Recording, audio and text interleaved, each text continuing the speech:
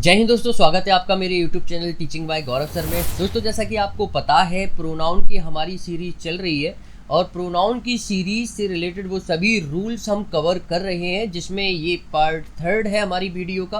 Part 1 और part 2 pronoun से related जितने भी गाइड थे वो मैंने अपलोड कर दिए हैं। अगर वो वीडियो यानी कि पार्ट 1 और पार्ट 2 नहीं देखे तो प्लीज़ जाकर चेकआउट कीजिए, क्योंकि वो आपके एग्जाम में रामबाण साबित हो सकते हैं और वहाँ से अच्छा स्कोर आप अपने एग्जाम में कर सकते हैं। दोस्तों, अगर आप भी तैयारी कर रहे हैं UP TET, super TET, TGT, PGT की, तो ये वीडियो आज आपके लिए बहुत ही ज़्यादा बेनिफिशियल होने वाली है। तो यहाँ पर जितने भी प्रोनाउन से रिलेटेड काइंड हैं वो हम कंटिन्यू करते हैं। तो लेट्स गेट स्टार्टेड। तो जैसा कि आप दोस्तों देख सकते हैं अपनी स्क्रीन पर, personal pronoun, reciprocal pronoun, possessive, distributive, demonstrative, ये सभी प्रोनाउन मैंने पिछली वीडियो में कवर करा दिए हैं। वो सभी रूल, सभी कॉन्सेप्ट, सभी क्वेश्चन जहां से एग्जामिनर पूछता है, अगर वो वीडियो आपने नहीं देखी तो जाकर चेकआउट कर सकते हैं। आज हमारा जो पॉइंट है रिफ्लेक्सिव प्रोनाउन से रिलेटेड। ये रिफ्लेक्सिव प्रोनाउन क्या होता है, किस तरीके से एग्जाम में क्वेश्चन पूछता है एग्जामिनर, और बाकी का हम सीरीज वाइज हम कवर करते रहेंगे। तो चलिए दोस्तों, यहाँ पर पहला हमारा जो आज की वीडियो का पॉइंट है वो है रिफ्लेक्सिव प्रोनाउन। ये क्या होता है? तो यहाँ पर दोस्तों आप अपनी स्क्रीन पर डेफिनेशन देख रहे होंगे। वो डेफिनेशन को बहुत ही ध्यान से आपको समझना। अगर आपने ये डेफिनेशन समझ ली, इन वर्ड्स को, इस सेंटेंसेस को समझ लिया, तो आप बहुत ही ज़्यादा आसानी से इस रिफ्लेक्सिव प्रोनाउन को समझ जाएंगे। कैसे समझते हैं? जब सब्जेक्ट पर उसके द्वारा किए गए कार्य का रिफ्लेक्शन पड़े। जब सब्जेक्ट पर, अभी सब्जेक्ट क्या होता है दोस्तों, मैंने आपको बताया था, एक होता है सब्जेक्ट, एक होता है ऑब्जेक्ट। सेंटेंस में अगर वर्ब से पहले आ रहा है तो वो हमारा सब्जेक्ट हो जाएगा, और वर्ब के बाद आ रहा है वो हमारा ऑब्जेक्ट हो जाएगा। और ये दोनों हमेशा और हमेशा केवल नाउन या प्रोनाउन बनते हैं पूरी इंग्लिश ग्रामर में, यानी कि या तो सब्जेक्ट हो या ऑब्जेक्ट हो। इन दोनों का पूरी इंग्लिश ग्रामर में एक ही रोल है, वो है या तो भैया ये नाउन बनेंगे या प्रोनाउन बनेंगे। कॉन्सेप्ट खत्म, और अपने दिमाग पर जोर मत डालो। तो यहाँ पर हम पढ़ते हैं, जब सब्जेक्ट पर उसके द्वारा किए गए कार्य का रिफ्लेक्शन पड़े, जो कार्य सब्जेक्ट ने किया है वो उसी के लिए हो, तो वही हमारा रिफ्लेक्सिव प्रोनाउन कहलाया जाता है। नहीं समझे? एग्जाम्पल से माध्यम से हम समझते हैं। उससे पहले मैं अपने भाषा में थोड़ा आसान तरीके से समझा देता हूँ। जैसे कि सपोज दैट आपने चाय बनाई। आपने क्या बनाई? चाय बनाई। और 2 सेंटेंस में आपको बोल रहा हूँ, ध्यान से समझना। मैंने आपसे कहा, आपने बोला मैंने खुद के लिए चाय बनाई। मैंने खुद के लिए चाय बनाई। तो जो आपने चाय बनाई है उसका रिफ्लेक्शन किस पर पड़ रहा है? आप पर पड़ रहा है, यानी कि वो चाय आपके लिए है, तो वही हमारा रिफ्लेक्सिव प्रोनाउन होता है। वहीं आप दूसरी तरफ बोल रहे हो मैंने खुद चाय बनाई, यानी कि अब आप उस चाय को दूसरों को बांट भी सकते हैं। आप ये जोर दे रहे हैं। एम्फेटिक का मतलब ही होता है जोर देना। अब आप ये जोर दे रहे हैं, ये जो चाय है ना मैंने खुद बनाई है, यानी कि जो भी आप चाय बना रहे हो वो नहीं। जैसे कि आपकी मम्मी बोलती है, अरे ये मैंने रोटी ना खुद बनाई है, खुद के लिए नहीं। अगर खुद के लिए बनाएंगे तो वो रोटी किसके लिए है? उसी सब्जेक्ट के लिए है, रिफ्लेक्शन पड़ रहा है। और अगर खुद बनाइए तो वो जोर दे रहा है, यानी कि जो भी रोटियां बनाई है या चाय बनाई है वो उस बात पर जोर दे रहा है, ये जो चाय बनाई है या रोटियां बनाई है ना, ये मैंने बनाई है, मैंने, यानी कि जोर दे रहे हैं उस समय, तो वो एम्फेटिक प्रोनाउन होता है। आई थिंक मेरी भाषा में आपको समझ गया होगा कि ये रिफ्लेक्शन एम्फेटिक प्रोनाउन होता क्या है। अब हम समझते हैं एग्जाम्पल के माध्यम से। यहाँ पर आप अपनी स्क्रीन पर देख रहे हैं, मैंने पर्सनल प्रोनाउन बताए थे, आई और we, you, he, she, they, it.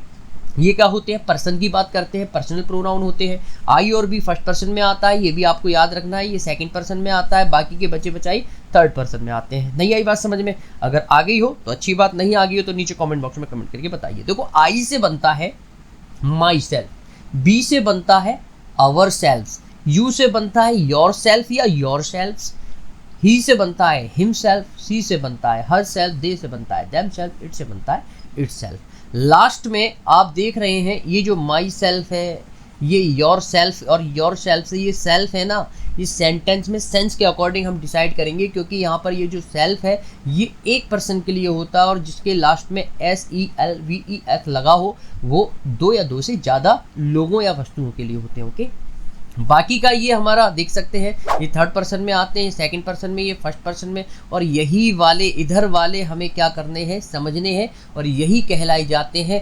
Reflexive pronoun या फिर एम्फेटिक प्रोनाउन। बस इन्हीं में डिफरेंस आपको समझ लेना है। एग्जाम्पल के माध्यम से हम समझते हैं। मैंने आपको बताया था सेल्फ अगर लगा हो वो सिंगुलर की बात करता है, और SELVES लगा हो वो प्लूरल की बात करता है। ओके, यहाँ पर मैं दोस्तों आपको बताना चाहूँगा सब्जेक्ट।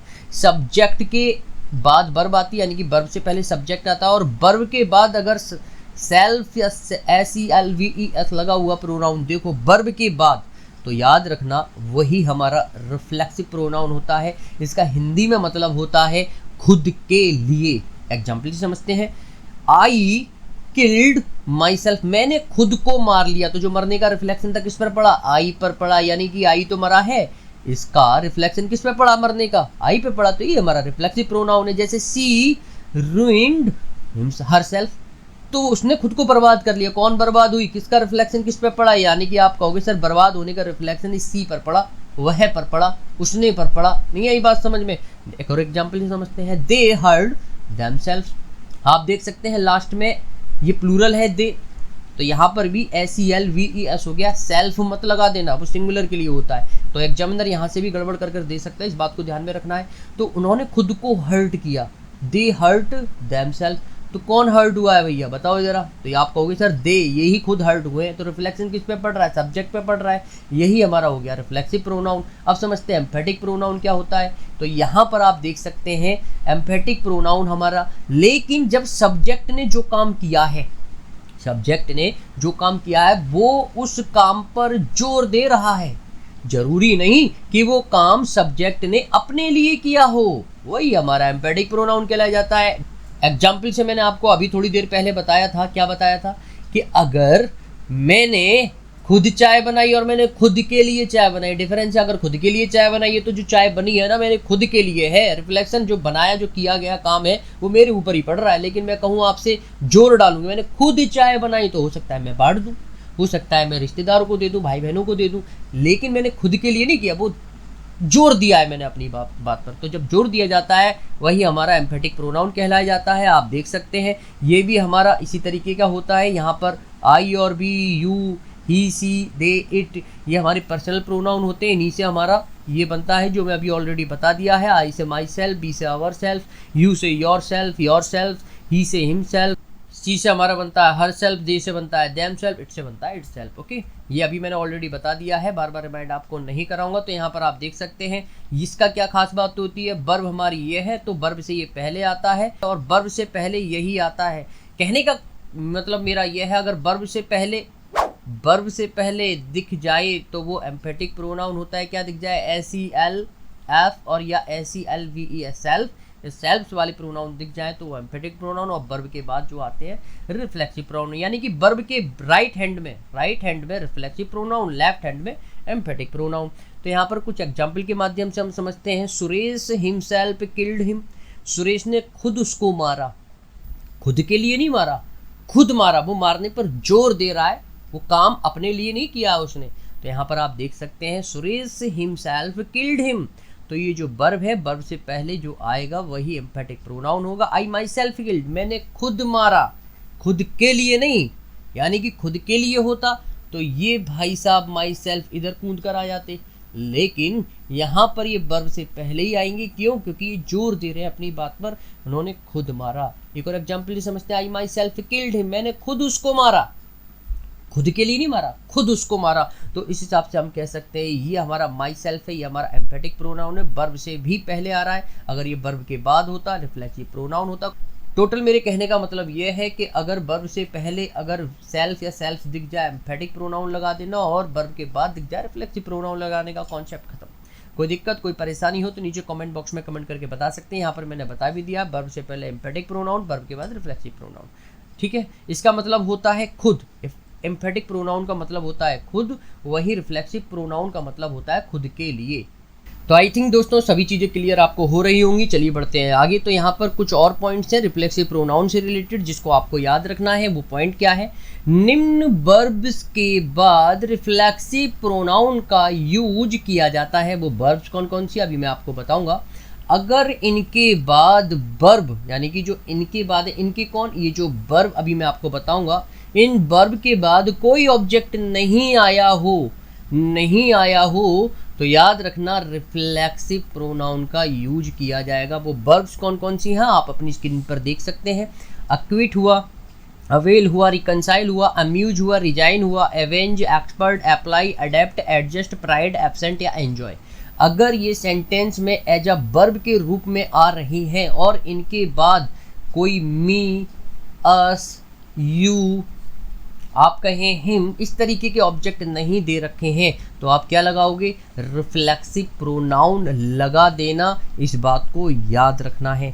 समझते हैं कुछ उदाहरण के माध्यम से। तो यहाँ पर आप देख सकते हैं आई एब्सेंटेड। एब्सेंटेड के बाद कोई भी ऑब्जेक्ट नहीं आया है, प्रीपोजिशन आया है। प्रीपोजिशन के बाद आने वाला नाउन या प्रोनाउन कभी भी सब्जेक्ट नहीं बनता, हमेशा ऑब्जेक्ट बनता है और ये ऑब्जेक्ट केवल प्रीपोजिशन का ही होता है। इस बात को भी आपको ध्यान में रखना है। इस हिसाब से हम कह सकते हैं कि जो आई एब्सेंटेड के बाद रिफ्लेक्सिव प्रोनाउन होगा वो माई सेल्फ होगा। नेक्स्ट उदाहरण से देख सकते हैं ही अवेल्ड द अपॉर्चुनिटी। अवेल्ड के बाद आप देख सकते हैं रिफ्लेक्सिव प्रोनाउन आना चाहिए, जो नहीं आया है तो जो करेक्ट सेंटेंस होगा he availed himself the opportunity.